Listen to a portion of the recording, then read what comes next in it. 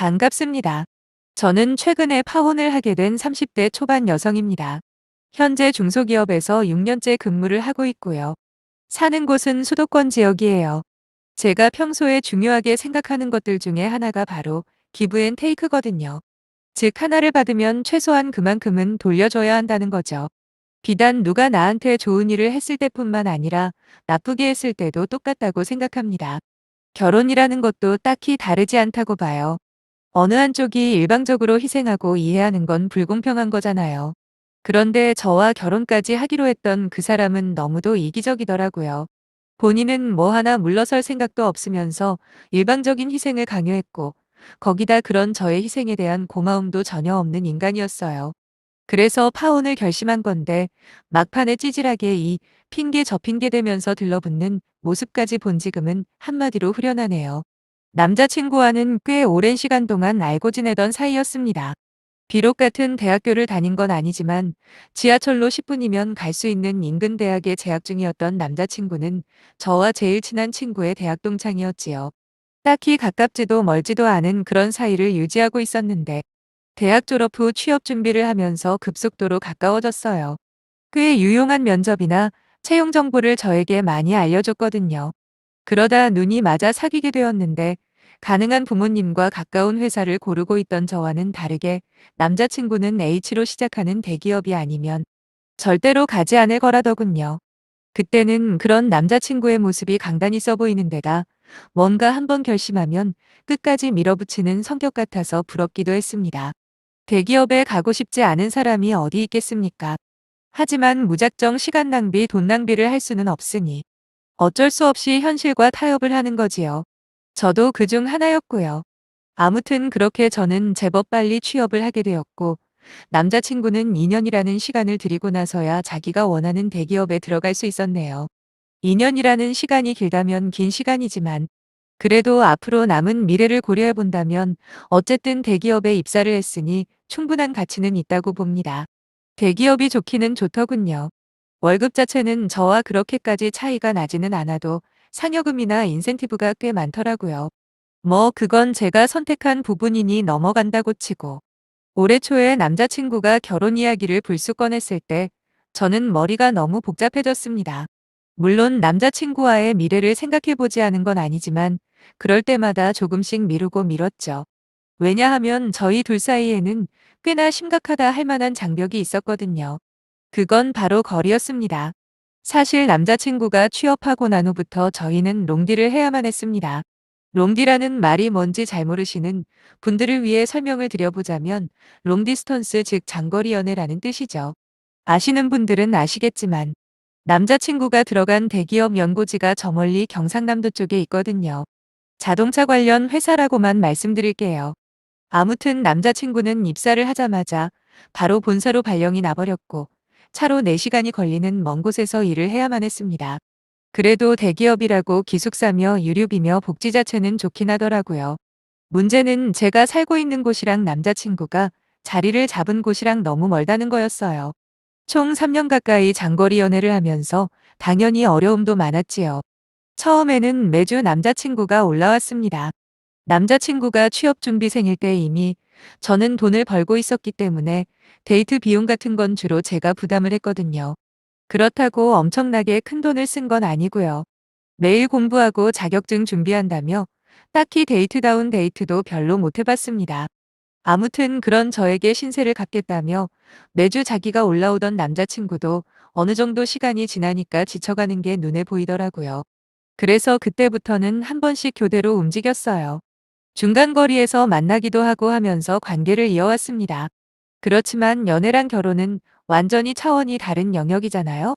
제가 남자친구와 결혼을 한다는 건 여태까지 쌓아온 제 경력을 전부 포기하고 남자친구 회사가 있는 지역으로 옮겨야 한다는 의미이며 거기다 일적인 부분을 떠나서라도 저의 인간관계까지 모두 걸려있는 뜻이거든요.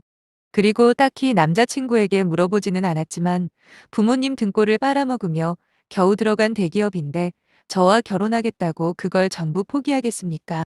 그래서 고민이 많이 되었던 거고요. 저도 지금 회사에서 자리 잡은 지 꽤 오래고 연봉을 포함해서 대우도 많이 좋아졌습니다. 무엇보다 제가 하는 일이 저한테는 딱일 만큼 재미도 있고 말이죠. 결혼이라는 선택 때문에 여태까지 해온 경력을 포기해야 하나, 과연 어떤 게 제가 진정으로 원하는 건지 거의 한 달 넘게 고민을 했습니다. 남자친구에게도 충분한 시간을 달라고 했고요. 그때만 해도 이런 사람을 또 만날 수 있을까 싶을 만큼 남자친구에 대한 믿음이나 애정 같은 게 컸기 때문에 결국 저는 결혼을 하기로 결심했습니다. 그리고 난 후에 저와 가깝게 지내던 회사 선배에게 제 사정을 털어놨죠. 선배는 제 결정을 존중한다고 말하면서도 너무도 아쉬워하더라고요. 그리고 며칠 후 싱글벙글한 얼굴로 선배가 저와 점심을 먹자고 하는 거예요. 이야기를 들어보니 제 걱정을 듣고 여기저기 알아봤답니다. 그러다 남자친구가 있는 지역에 우리 회사랑 비슷한 업무를 하면서 밀접한 관계에 있는 회사를 발견했는데 그쪽에 마침 선배의 먼 친척이 높은 위치에 있다는 걸 알게 되었다는 거예요. 물론 결혼을 하고도 맞벌이를 생각하고는 있었지만 아무런 연고도 없는 곳에서 어떻게 괜찮은 일자리를 구해야 하나 막막하던 차였는데 어찌나 고맙던지요. 선배는 그 회사에 들어가게 되면 경력이 끊기는 것도 아니고 비록 지금 다니는 회사보다 월급은 당연히 적어지겠지만 자기 친척 말로는 사장님이 진짜 좋은 분이랍니다. 그리고 가족 같은 분위기의 회사라고 생각 있으면 언제든 말하라네요. 쇠뿔도 단김에 빼랬다고 저는 곧장 선배에게 부탁해서 며칠 후 약식 면접 같은 걸 진행했습니다. 꽤나 긍정적으로 면접은 진행이 되었고 별다른 사건 사고만 없으면 결혼하고 그 회사로 출근하는 걸로까지 이야기가 되었어요. 그렇게 저는 남자친구에게 결혼 승낙 의사를 알렸습니다. 솔직히 장거리 연애 기간까지 포함하면 무려 7년을 넘게 알고 지낸 사이예요. 남자친구에 대한 웬만한 건 모두 알고 있다고 생각했는데 여지껏 한 번도 보지 못한 남자친구의 이기적인 모습을 볼 줄은 상상도 못했습니다. 맨 처음 남자친구와 삐걱거리기 시작한 건 바로 돈 문제였네요. 아시다시피 결혼 준비는 돈으로 시작해서 돈으로 끝난다고 해도 과언이 아니잖아요. 남자친구에 비해 박봉임에도 불구하고 저는 매년 2천만 원씩 모아왔고 그래서 총 8천만 원 넘게 가지고 있었죠. 하지만 2년 풀로 근무한 남자친구가 모은 돈은 겨우 2천만 원밖에 안 되길래 제가 그 이유를 물어봤더니 취직하고 1년 동안은 버는 족족 부모님 안에 드렸답니다. 자기가 취직 준비하면서 부모님께 신세만 졌다면서요. 오케이, 거기까지는 이해했어요. 저 같은 경우에는 중간에 공백이 거의 없다시피 바로 취직을 했으니까 남자친구와는 사정이 다르다고 판단을 한 거죠. 거기다 아무래도 직업적인 안정성이나 비전 측면에서는 비교가 안 되니까 별 불만 없이 받아들인 거였습니다. 대신에 결혼 자금이 적다 보니까 딱히 허례허식은 모두 하지 않기로 합의를 봤어요. 뭐 예물예단 그런 거 있잖아요. 신혼집 같은 경우에는 회사에서 지원해주는 사택을 신청하면 되는 거니까 혼수만 실속 있게 한다면 충분히 결혼하는데 지장은 없을 줄 알았습니다. 그런데 그 말을 한 지 얼마 지나지 않아서 남자친구가 말을 바꾸더라고요. 남자친구 어머님께서 남들 보는 눈이 있는데 기본적인 예단을 받았으면 좋겠다고 말이죠. 딱히 누가 더해가고 덜해가는지 따지고 싶지는 않았지만 그래도 저는 회사도 옮겨야 하고 정든 가족 친구 모두 두고 떠나는 입장에서 무슨 예단까지 해오라는 건지 짜증이 올라오는 겁니다. 그래서 보는 눈이 뭐 그쪽에만 있는 줄 아냐고 굳이 예단을 받고 싶다면 기본적인 건 해주겠다. 대신에 우리 집도 보는 눈이 있으니까 그에 상응하는 예물을 준비하라 했습니다. 그랬더니 남자친구가 뭐라고 받아쳤는지 아세요? 저보고 왜 이렇게 돈을 밝히냐입니다. 아니 적반하장도 유분수지. 누가 누구한테 돈을 밝힌다는 거냐. 애초에 하지 않기로 합의된 예단 이야기를 먼저 꺼낸 게 누구냐 따졌어요. 남자친구가 짧은 한숨을 한 번 내쉬더니 예단은 저를 위해서 하는 거라대요. 그거 돈 얼마 아끼겠다고 괜히 결혼 전부터 시어머니한테 점수 까기지 말라면서요. 그래봐야 저만 손해보는 거라 하길래. 그럼 예단 해줄 테니 나도 네가 들고 오는 돈 2천만 원만 가지고 결혼하겠다 했습니다. 그러면서 제가 희생하는 직장 문제라던가 인간관계 등등 설명을 해줬어요. 한마디로 현실을 자각시켜준 거죠.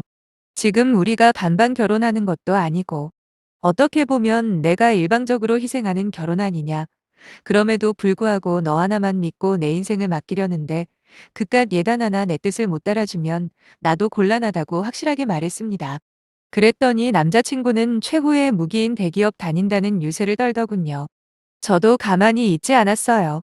나도 결혼하고 나서 일을 할 거라고 이미 구두상으로지만 들어갈 회사도 정했다고 하니 남자친구는 의외라는 듯 어느 회사냐고 물어보더라고요. 그래서 회사 이름을 이야기해줬죠. 남자친구는 자기도 그 회사 이름은 들어봤다면서 자기 회사에서 나오는 부스러기 일감이나 받아먹는 하청업체라는 거예요. 어딜 다녀도 자기 회사 하청업체를 다닐 생각을 하냐고 와이프가 우리 회사 하청업체 다닌다고 소문나면 자기가 쪽팔려서 어떻게 회사를 다니냐입니다. 그러면서 그냥 집에서 본인 뒷바라지나 해달라네요. 편하게 전업주부로 살 수 있게 해줄 테니까 그냥 예단에 와서 자기 엄마한테 점수도 좀 따고 하라길래 저도 모르게 미쳤냐고 소리를 질러버렸네요. 하청업체고 대기업이고 똑같은 사람들이 일하는 곳인데 네가 뭐가 그렇게 잘났다고 그 사람들을 무시하냐. 그리고 나는 죽었다 깨어나도 전업주부는 할 생각 없다. 단호하게 못을 박았죠. 지금까지 쌓아온 내 경력은 무슨 일이 있어도 지킬 거라고.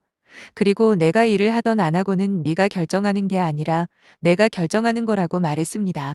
평소에 자기가 대기업 다닌다는 사실에 꽤나 자부심을 가지고 있는 건 알고 있었지만 그렇다고 저런 식으로 다른 사람들을 깔보거나 후려치는 인간인 줄은 차마 몰랐네요.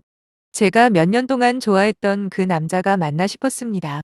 더 이야기해봐야 싸움만 커질 게 뻔하고 거기다 근본적으로 남자친구에 대한 믿음이 산산조각 나기 직전이라 저는 나중에 다시 이야기하자 말한 뒤 곧바로 서울로 올라왔습니다.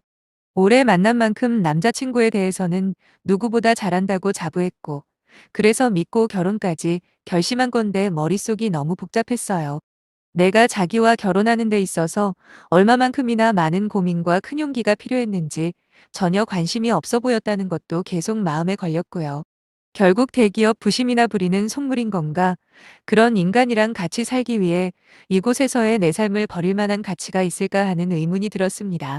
원래 결혼 준비하면서 수시로 싸운다는 이야기는 들었지만 이건 확실히 결이 다른 문제라고 생각했고 저는 남자친구의 연락을 씹으면서 다시 원점에서부터 고민을 하기 시작했죠. 그러다 일주일 정도 지났을까 남자친구가 저희 집까지 찾아왔더라고요. 진심으로 반성하고 사과를 해도 받아줄까 말까 하는 상황에서 남자친구가 내민 건 자기 엄마가 받고 싶어 하는 예단 목록이더군요. 그 와중에 원래 견적은 1,500 정도였는데 자기가 잘 말해서 까갔다고 마치 아무 일도 없었다는 듯 실실 웃고 있었습니다. 내가 싫다고 말한 거 벌써 까먹었냐고. 지금 내가 고민하는 건 예단을 하냐 안 하냐가 아니다. 너라는 사람을 계속 만날지 아니면 헤어질지 그 고민을 하는 거다라고 말을 했죠. 그랬더니 남자친구가 눈을 동그랗게 뜨면서 그러는 게 아니겠어요? 요즘 세상에 자기처럼 노후가 확실하게 보장된 남자 또 만날 수 있겠냐고요. 그제야 확실하게 깨달았습니다. 이 사람은 자기 대기업 명함 하나만 믿고 제가 어떤 희생을 하는지, 지금 우리가 어떤 조건에서 결혼을 하는지에 대해서는 아무런 관심도 없었던 거였어요. 여태 쌓아온 경력도 포기하고 그 멀리 떨어진 지역까지 제가 왜 가기로 결심했는지에 대해서요. 거기다 자신만만한 태도를 보아하니 마치 제가 본인이랑 결혼을 하고 싶어 환장을 한 거라고 믿고 있는 듯 보였고요. 저는 길게 말할 것도 없겠다. 그냥 이쯤에서 헤어지자 선언을 했습니다. 저의 이별 선언을 들은 남자친구의 반응은 제가 예상했던 그대로였어요. 저를 삐딱하게 쳐다보더니 자신 있냐고 되묻더군요. 괜히 욱하는 감정에 휩쓸려서 자기같이 좋은 남편감 놓치지 말라며 돈 1,000만 원의 인생을 걸지 말랍니다. 진짜 웃기지도 않았어요. 도대체 이런 자신감은 어디서 나오는 걸까 싶었죠. 뭐 구차하게 대화를 길게 이어봐야 무슨 소용이겠습니까? 뭐가 문제인지조차 인식을 못하는 사람인데 말이죠. 아무튼 내가 할 말은 다 했다고 말하곤 집으로 돌아와 버렸어요. 그 후로 한동안 걸려오는 전화를 무시했더니 처음엔 그냥 홧김에 해본 소리라고 생각했던 남자친구도 그제서야 사태 파악을 했나 보더라고요. 어느 순간부터 전화가 수십 통씩 걸려오고 문자도 폭탄처럼 오기 시작했습니다. 당연히 전부 다 무시해버렸지요. 딱 한 번 답장을 보낸 적이 있긴 한데 너랑 나랑은 이제 아무런 사이도 아니니까 헛수고하지 말고 빨리 정신 차리길 바란다고 보냈거든요. 그러다 하루는 아침에 운동 좀 다녀오려고 밖에 나갔는데 깜짝 놀라 까무러칠 뻔했네요. 글쎄 남자친구가 저희 집 앞에 차를 대놓고 밤을 샌 모양이더라고요. 저를 보자마자 후다닥 달려와서는 미안하다 잘못했다. 사과를 하는 게 아니겠습니까? 아니 고작 한 달도 못 버티고 이렇게 밤새 기다리고 사과까지 할 거면 진작에 교통정리를 잘하지 그랬냐 따졌더니 그 와중에 남자친구가 한다는 핑계가 뭐였는지 아세요? 전부 다 자기 엄마가 그렇게 하라고 시켰답니다. 저번에 예단 문제로 다투던 그날 원래 자기는 사과를 하고 제 뜻을 따르려고 했대요. 그런데 그 말을 들은 남자친구 어머니께서 그러셨다는 거죠. 결혼도 하기 전부터 와이프한테 휘둘리고 싶냐고요. 그러다 평생 와이프한테 잡혀 산다고 그러기 싫으면 초반에 기선제압을 하라고 시켰다는군요. 그러면서 자기는 이렇게까지 할 생각이 없었다고 둘러대는데 그 모습이 어찌나 찌질하고 한심하게 보이던지 남자친구 말이 사실인지 아닌지 관심조차 없었습니다. 어차피 누가 시켰든 안 시켰든 본인 입으로 쏟아낸 말들 아닌가요? 이미 제 마음은 차갑게 식어버렸다고 포기하라고 했습니다. 그러자 남자친구는 죽어도 저를 포기 못하겠다고 제가 본인을 용서해 줄 때까지 매일같이 찾아온다네요. 티끌만큼도 마음이 움직이지 않았죠. 세상에 남자가 너 하나만 남았다고 해도 너랑은 여기지 않을 거라고 말해줬습니다. 그리고 설령 네가 로또에 당첨이 돼서 몇십억을 들고 나타나도 싫다고 이 정도면 내 마음이 어느 정도인지 짐작이 가냐 물었더니 찍소리도 못하대요. 막말로 남자친구가 대기업 다니는 게 엄청 유리한 조건이라는 건 저도 인정합니다. 하지만 그렇게 따지면 대기업 다니는 데다 경제적으로도 안정된 남자도 얼마든지 있을 거 아니에요. 이왕이면 가까운 곳에 사는 그런 남자 찾는 게 현명하지. 굳이 고마운 줄도 모르는 너 같은 인간이랑 그 먼 곳에서 내가 왜 살아야 하냐 물어봤습니다.